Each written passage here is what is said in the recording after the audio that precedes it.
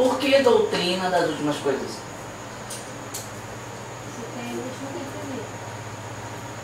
Tudo vai acontecer, onde a consumação de tudo. Porque a doutrina é para que nós, quando ele diz doutrina das últimas coisas, nada mais é para que eu entenda de que, assim como diz a doutrina da salvação, doutrina do pecado, eu como cristão eu tenho que entender, compreender de que chegará um dia em que tudo terá o seu fim. Muito bem. Antes de a gente for falar, a gente vai só revisar uma aula que nós tivemos no passado, quando ela fala da morte. Isso aqui é uma aula bem sucinta, porque existe um livro, o próprio livro do Apocalipse, ele tem que ser lido com Ezequiel, tem que ser lido com Daniel, eles têm que ser acompanhados ele tem que ser acompanhado com esses livros. Essa é uma leitura, é um estudo completo de todo o Apocalipse.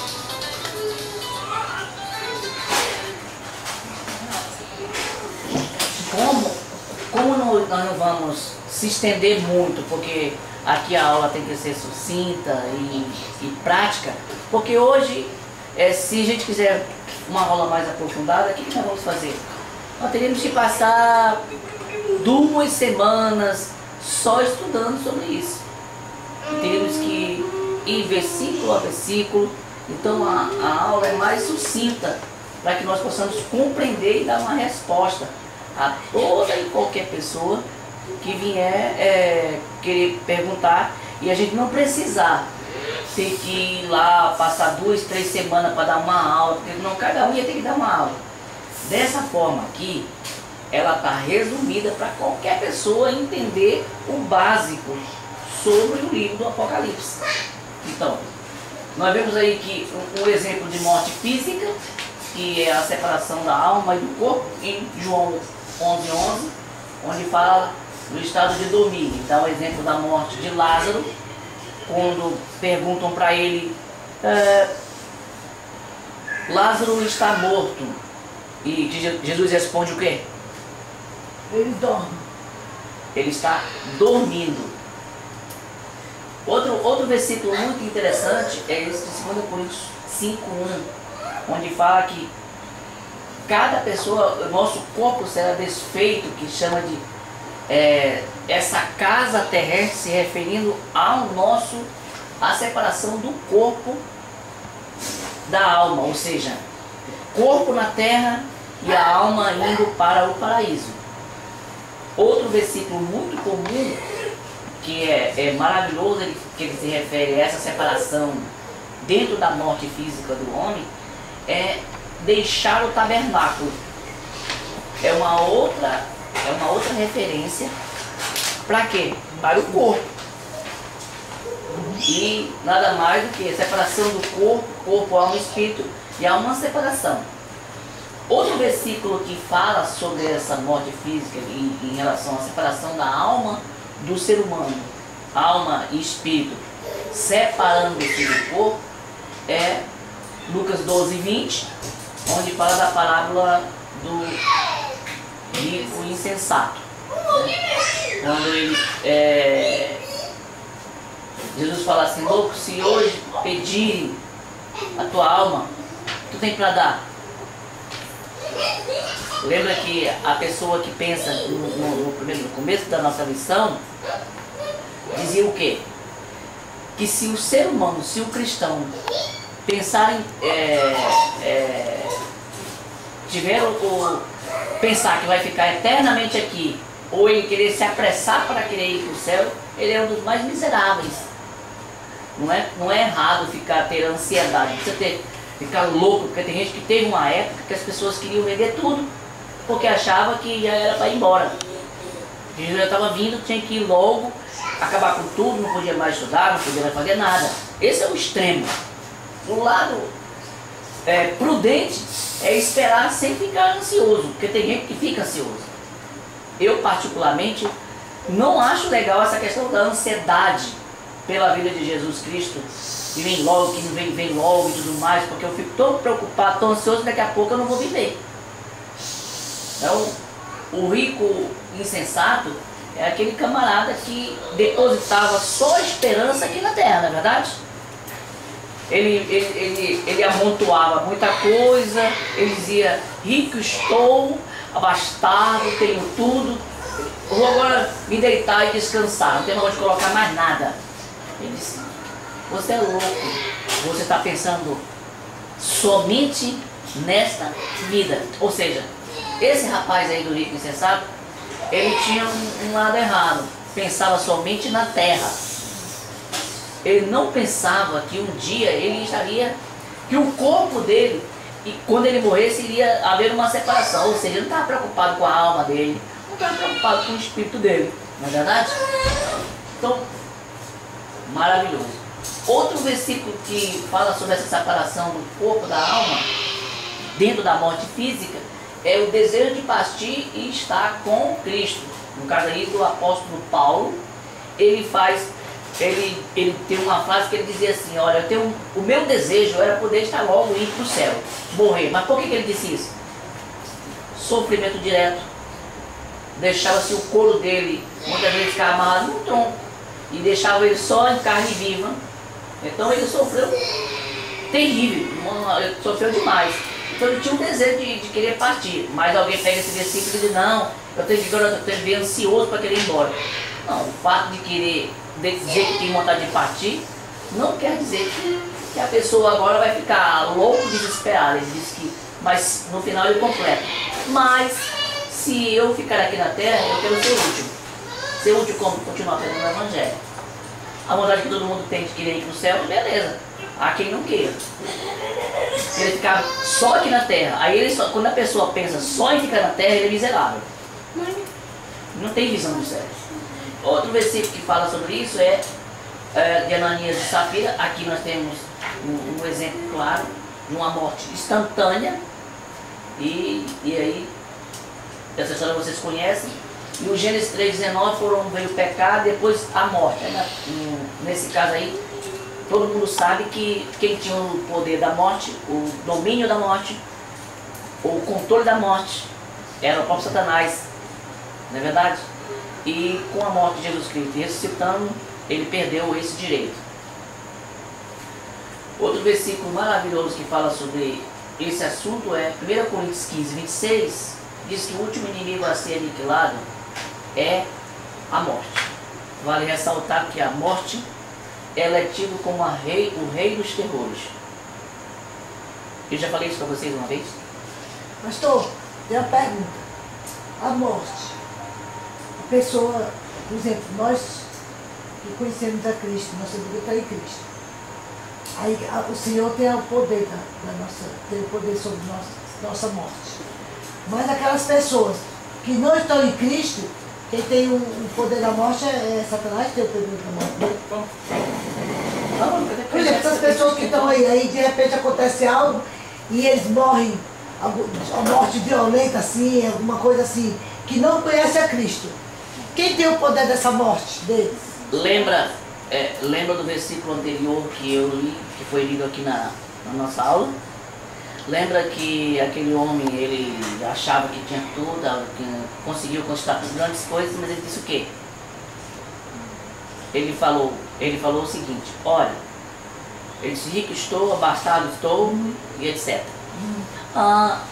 Jesus falou nessa palavra, se hoje pedirem a tua alma. Pois é. É isso que eu digo, porque quem pede é quem tem o dom, no caso, quem tem o poder dele. A Bíblia diz o quê? Que Deus existe os filhos de Deus e os filhos do diabo. Então o diabo que pede a alma dos que não são filhos de Deus. Deus. Na verdade ele reivindica o direito porque já pertence. É isso que... Acontece que a gente imagina que, ainda que ele tenha o domínio dessas pessoas, que é verdade que ele tem, o que trava o diabo em não levar alguém são, muitas das vezes, as orações e intercessão de alguém. Aí isso trava com que a pessoa Acho que a própria não vá. misericórdia de Deus também, né? Por exemplo, recentemente, você observa que vocês, depois que vocês tiverem a oportunidade, vocês pegam, vejam se tem nos quadros de vocês as fotos daquele rapaz que morreu, se não me engano, sexta-feira. Se não me falha a memória, morreu sexta. O marido da Dávila, da velha. Morreu aí, o Rômulo. Vocês vão ver nas fotos, você deve estar no culto e vocês vão ver que ele estava lá sentado, já teve uma hora que ele sentou desse lado, teve uma hora que ele sentou do outro lado. E muitas vezes eu estava lá pregando e sempre eu ficava fazendo perguntas, se você morresse hoje, você iria para o céu. Eu passei meses falando isso. Uma dessas ocasiões, esse rapaz estava lá.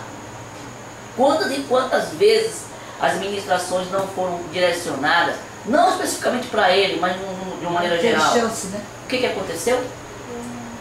Simplesmente a pessoa, nesse caso em específico, e em outros casos, a pessoa teve quantas oportunidades?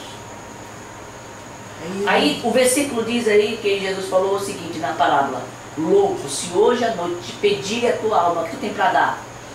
Imaginamos que essa pessoa não tinha, muitos que morrem, às vezes tem casos, não posso generalizar, que nem tem essa cobertura de oração intercessória. Porque existem duas formas de uma pessoa não ter a sua morte repentina, ir para o inferno, até ser livre de ir. Uma, se tem alguém intercedendo, é uma situação. O outro caso é aquela pessoa que ela recebe a intervenção do próprio Deus na sua vida, que é chamada a misericórdia de Deus.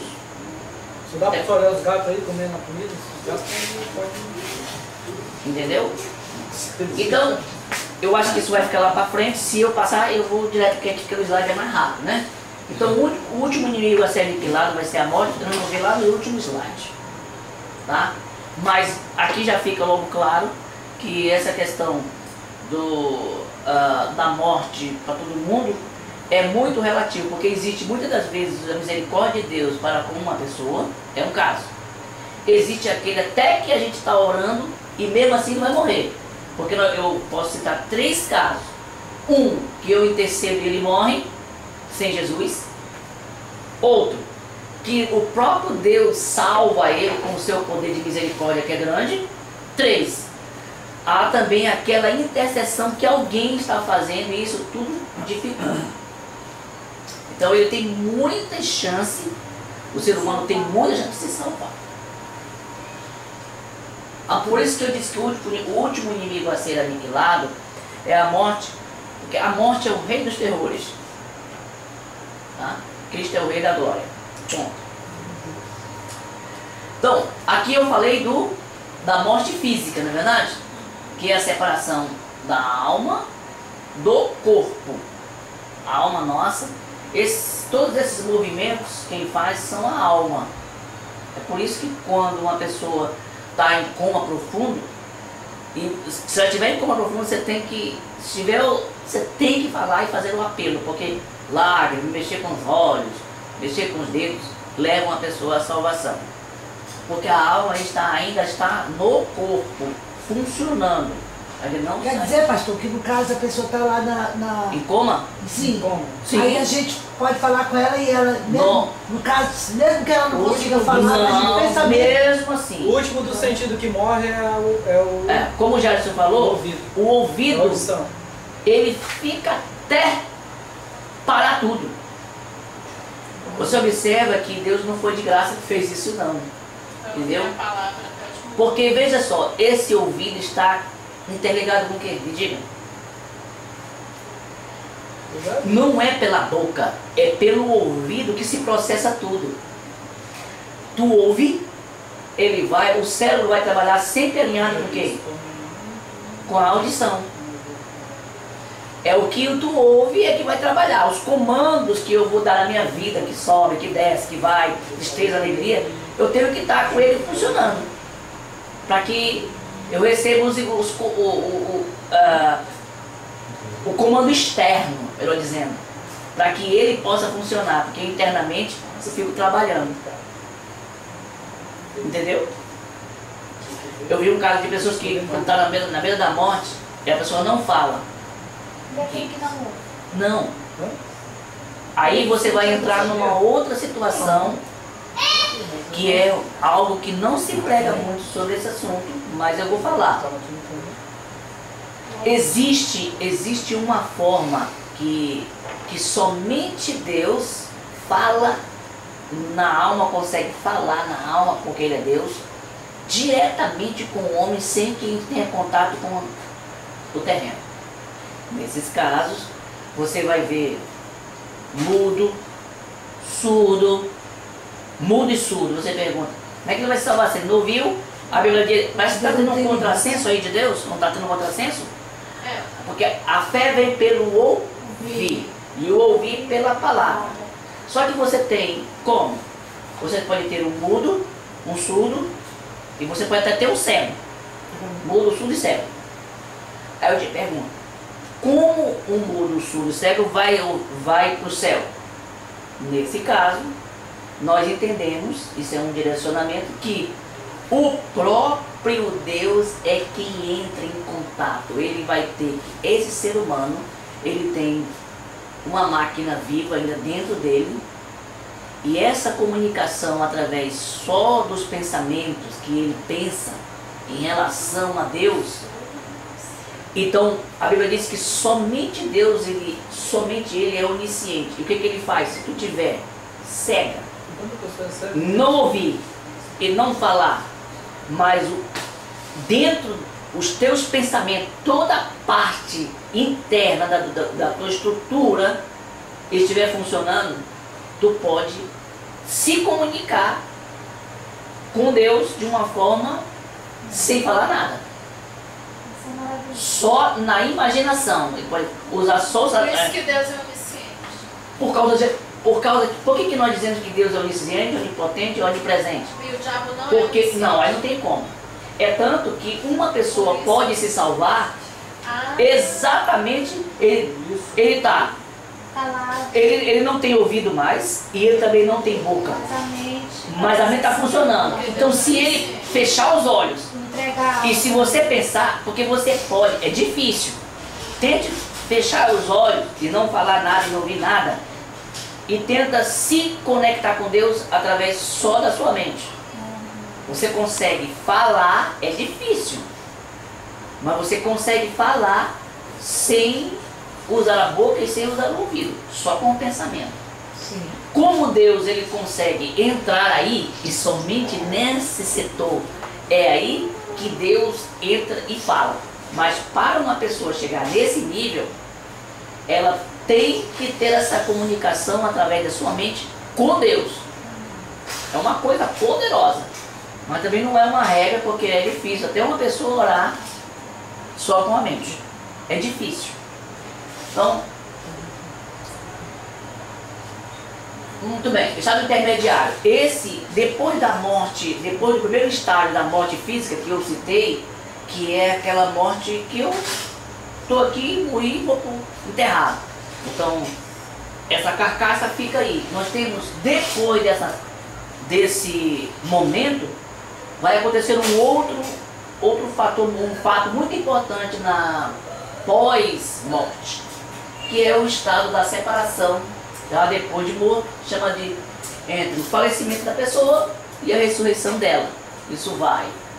Faleceu, vai para o paraíso, não está morto, mas de lá ele tem que ir para outro lugar. Na verdade, no dia do arrebatamento ele tem que sair desse lugar. E aí é onde nós temos junção de corpo, alma e espírito.